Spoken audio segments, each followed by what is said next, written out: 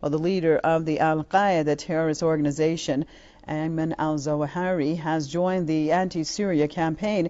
Now, in a video message, he called for the ouster of President Bashar al-Assad.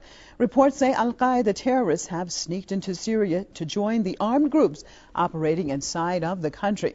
Al-Qaeda claims that it's the enemy of the U.S. and Israel. Now, many believe that the terrorist group has entered a strategic alliance with Washington against the Syrian government.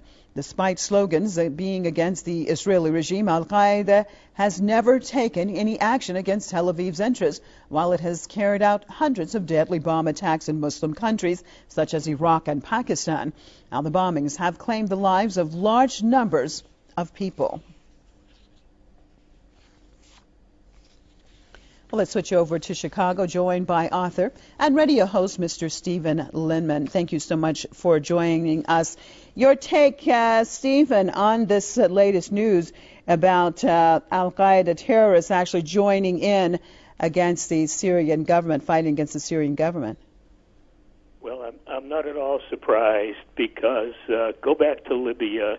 The so-called Libyan Islamic Fighting Group was composed largely of al-Qaeda members. At the same time, what's never reported in the West is that al-Qaeda was a CIA creation, and America uses al-Qaeda strategically as both enemy and ally. It's amazing. That's exactly what goes on. So America can vilify al-Qaeda as a terrorist organization, and at the same time, for many years, it's used al-Qaeda strategically. It did in Libya, and it appears it's doing it again in Syria, just a replication of the Libya model. But what does that mean exactly, Stephen? How can you be friend and foe at the same time? Or does it mean they're friends but in a disguise of foe? What exactly does this mean? It's mainly a rhetorical difference. The public stance of my country, the United States, is al-Qaeda is a terrorist organization. Covertly, al-Qaeda is used as an ally, as it was done in Libya. It was done in the 1990s. It's being done against Syria. So the rhetoric on the one hand, you have the enemy, and the policy on the other hand, you have the ally. I think that's the basic division.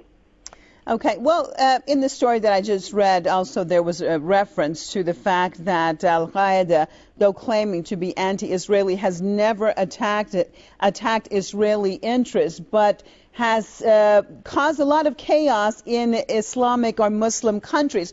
What does that say about the organization itself, which claims to be a Muslim organization, but it seems that it attacks many attacks in the Islamic world? So what does that say about this organization itself? Well, I think it exposes it. It shows that it seems to be more allied with Western interests than the interests of human rights and civil liberties and freedom for people in Muslim states. And